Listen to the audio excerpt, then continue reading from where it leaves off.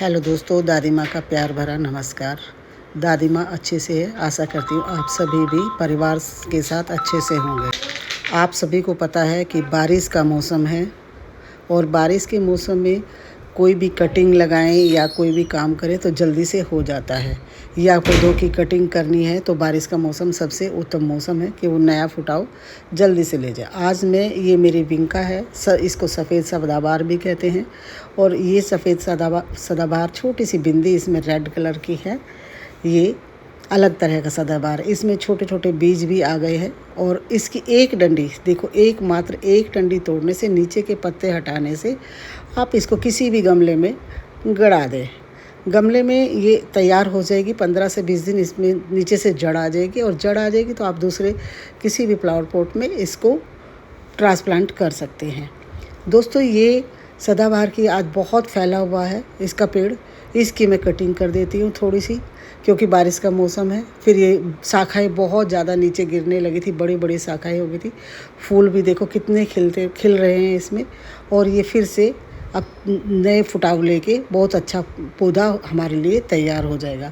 दोस्तों, आप सभी को पता है कि विंका के पौधे को एक मेडिसिन प्लांट भी कहा जाता है। इसकी 2 पत्तियां अगर सुबह हम खाली पेट खाते हैं तो शुगर में यह रामबाण औषधि है।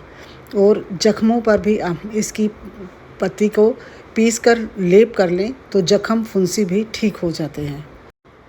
तो दोस्तों, शनिवार की छुट्टी थी। शनिवार इतवार को मेरा बेटा भी घर रहता है, तो मेरे को काफ़ी मदद मिल जाती है पौधों का काम करने के लिए, बागवानी में काम करने के लिए। तो मैंने इस सफ़ेद पौधे की पूरे की कटिंग कर दी है। ये बहुत घना फैला हुआ था, देखो कितनी बड़ी बड़ी शाखाएं हो रही थी इसकी।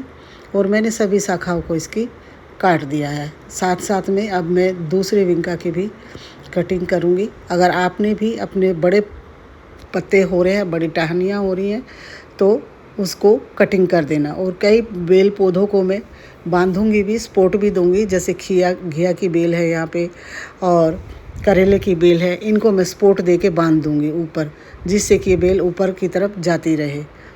ये आज 1 दिन 2 दिन छुट्टी के मिलते हैं, तब मुझे मेरा बेटा मेरे साथ साथ हेल्प करवाता रहता है, लोकेश सैनी, तभी मैं ये सारे काम कर पाती हूँ। दोस्तों, आपको कैसा लगा मेरा गार्डन, कमेंट कर अवश्य बताएं। अगर मेरे चैनल पे आप नए आए हैं तो सभी यूट्यूब परिवार से, सभी यूट्यूब फैमिली से मेरी निवेदन है, रिक्वेस्ट है कि आप मेरे चैनल को सब्सक्राइब करें और बेल आइकन कर लें, जब भी मैं कोई नई वीडियो डालूं जिसका नोटिफिकेशन आपके पास समय से पहुंच जाए। ये मेरी तोरी की बेल है, देखो कितनी घनी होगी। पूरा जंगल सा इसने छत पे बना लिया है। और ये मैंने घिया की 2G कटिंग भी कर दी है।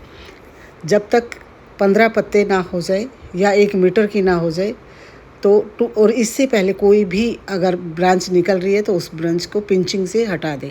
अब यहाँ से जहाँ से मैंने 2G कटिंग करी है, तो यहाँ से जब ये नई आएंगी तो 2 ब्रांच निकलेंगी। और ये 2 ब्रांच भी जब आप देखेंगे कि 1-1 फुट लंबी हो जाएंगी, तो आप इनकी भी आगे से कटिंग कर देंगे। फिर जो उनमें से 2-2 ब्रांच आएंगी, उनसे आपके फूल और फल बहुत ज़्यादा आएंगे घी के। मैं अक्सर ऐसा करती हूँ। आपको अच्छा लगे तो आप भी अपने घी की बेल की ऐसे कटिंग कर सकते हैं, घिया तोरी की। तो ये सभी बेलों को मैंने बांधा भी है, साथ साथ निलाई भी कर दी है। इनमें जो कूड़ा जमा हुआ था, इसके सदाबहार के बीज इसमें डल गए थे, तो इस बाल्टी में काफ़ी पौधे जम गए थे। मैंने ये सब पौधे भी निकाल दिए, क्योंकि मेरे यहाँ बहुत सदाबहार जम जाती है। ये पर्पल कलर की सदाबहार है, ये भी बहुत घना फैल गया था पूरा, और खूब बड़े बड़े फूल आ रहे हैं। देख रहे हैं आप कि कितने बड़े बड़े फूल आ रहे हैं। तो मैंने इसकी भी कटिंग कर दी है दोस्तों।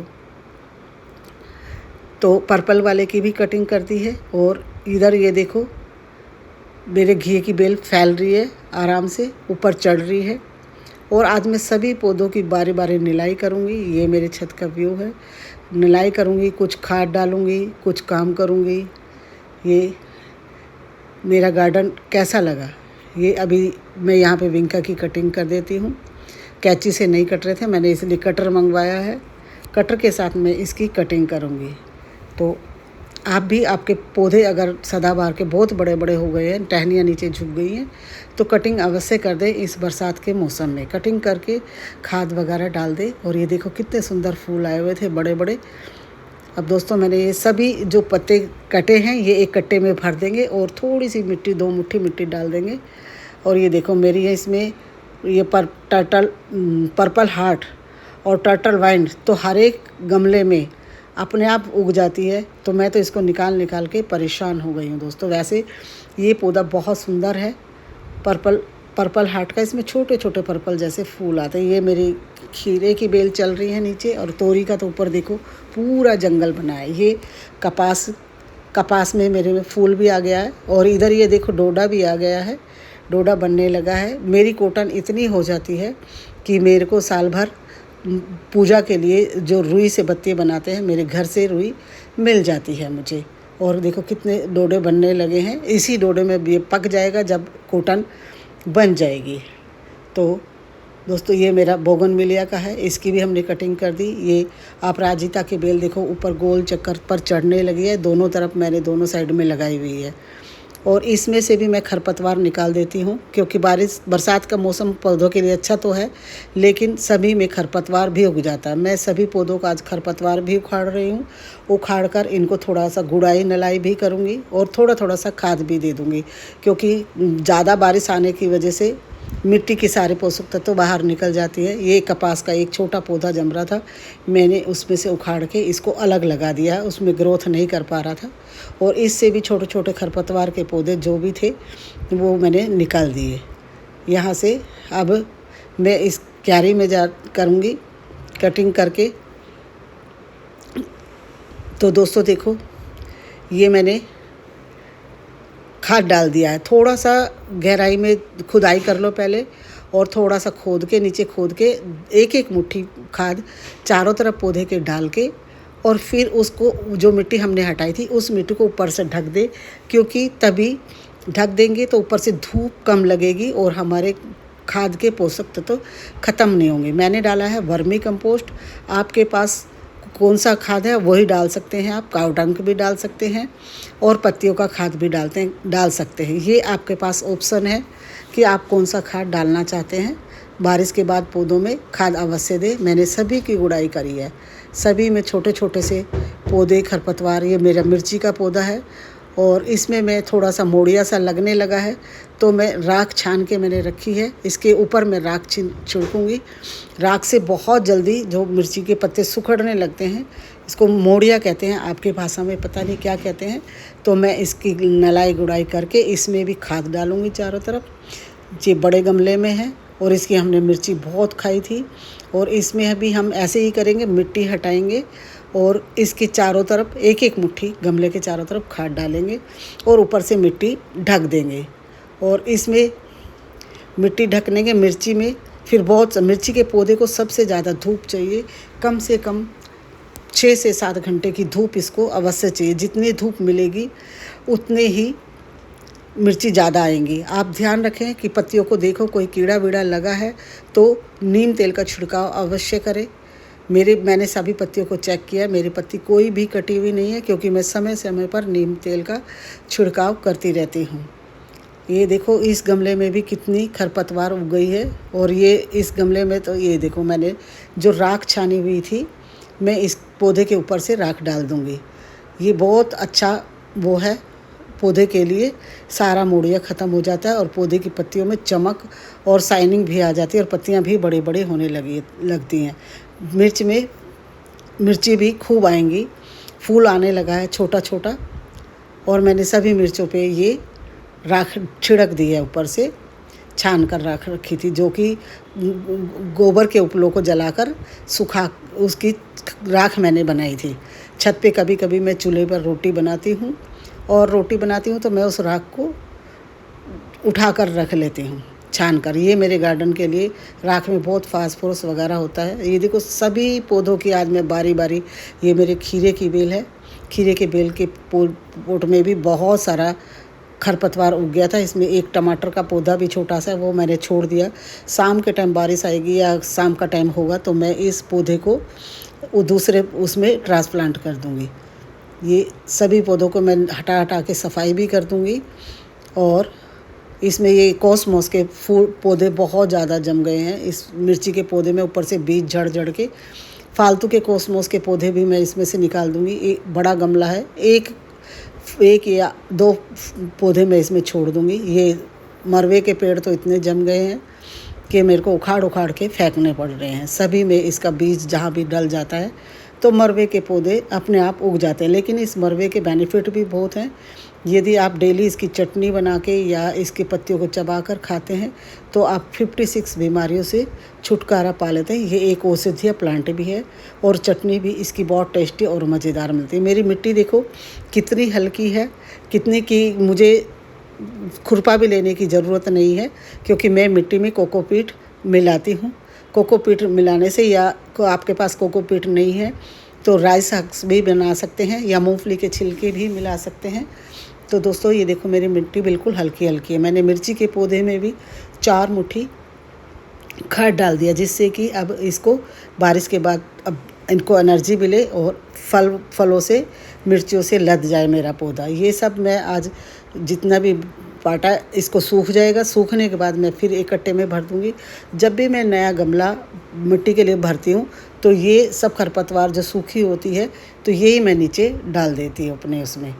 अब मैं इस बड़ी क्यारी की भी नलाई करूँगी जिसमें तोरियाँ बोई हुई हैं मैंने, और इन तोरियों को भी खाद दूँगी।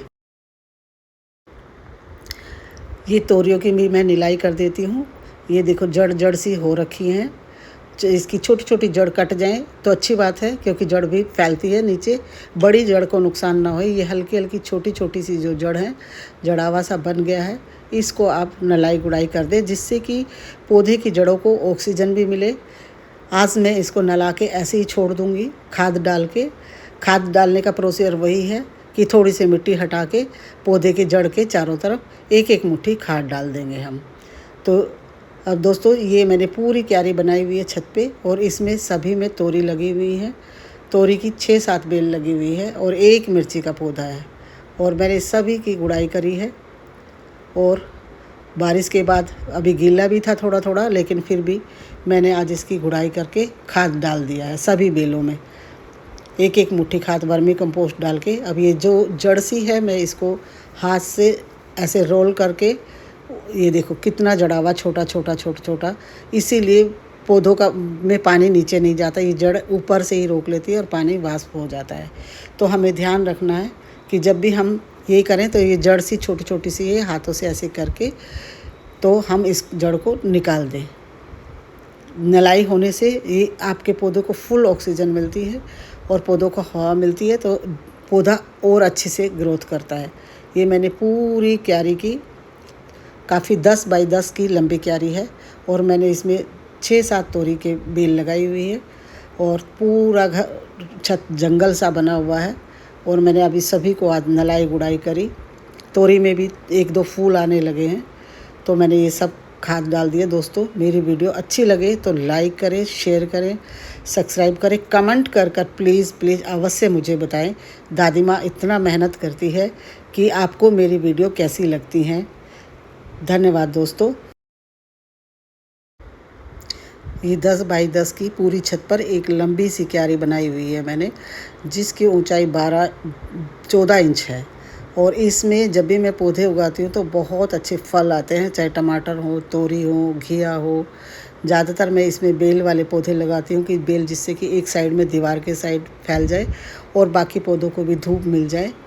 तो ये सभी पौधों में आज दोस्तों मैंने खाद डाल दिया गुड़ाई कर करके। तो अब आप भी बरसात के बाद एक बार गुड़ाई करके खाद अवश्य डालें, क्योंकि काफ़ी दिन से बारिश हो रही थी हमारे दिल्ली में, और बारिश से करके सारा न्यूट्रिएंट्स पानी के साथ बह जाता है, तो हमें दोबारा से खाद देने की आवश्यकता इसलिए होती है। खाद आपकी मर्ज़ी है, आप कौन सा डालें, क्या डालें, परंतु समय समय पर अपने पौधों की देखभाल गुड़ाई करते रहना चाहिए। छुट्टी वाले दिन आज पूरी छत पे पूरा दिन लगभग मेरा लग गया है। ये देखो 9 बजे, और सनील के फ्लावर सीढ़ी पे मैंने टोकरी में बांध कर लगा रखे, और कितने सुंदर खिले हैं। ये वो मैक्सिकन पिटूनिया के फूल हैं। जब भी फूल खिले हुए फूल हो जाते हैं तो अगले दिन उन फूलों को अवश्य हटा दें। मैक्सिकन पिटूनिया को भी 5 से 6 घंटे की धूप अवश्य चाहिए। और ये बहुत सुंदर, मेरे पास 3 रंग के हैं, सफ़ेद, गुलाबी और नीले। और तोरी की बेल तो देखो कितनी फैली हुई है। ये मेरे गुड़हल के पौधे, इनकी भी मैंने आज नलाई गुड़ाई करी। ये मेरे गार्डन का नीचे का व्यू देखो, ये अलमांडा की फूल कितने सुंदर खिले हुए हैं, बहुत सुंदर फूल खिले हुए हैं। और ऊपर से व्यू भी बहुत सुंदर लग रहा है। ये कितना प्यारा नज़ारा लग रहा है कि जैसे हम कहीं किसी हरियाली के खेत में गए हुए हैं। और मैं जब भी छत पे आती हूँ तो मेरा ऊपर से नीचे जाने का मन नहीं करता। ये सीढ़ी पे मैंने लगाए हुए हैं। ये देखो, अब हम ये एक पौधा देखो कितना घना मेरा सतावर का है। और ये मेरे पोते का झूला था, मैंने इस झूले पर इस पौधे को लगा दिया। और इस पौधे को झुला रही हूँ मैं, सावन का झूला झूलो रे नंदलाल, क्योंकि यही पौधे हमें ऑक्सीजन देते हैं, यही हमारे को जीवन दान देते हैं। ये कितने खूबसूरत टोकरियों में 9 बजे, 12 खड़ी,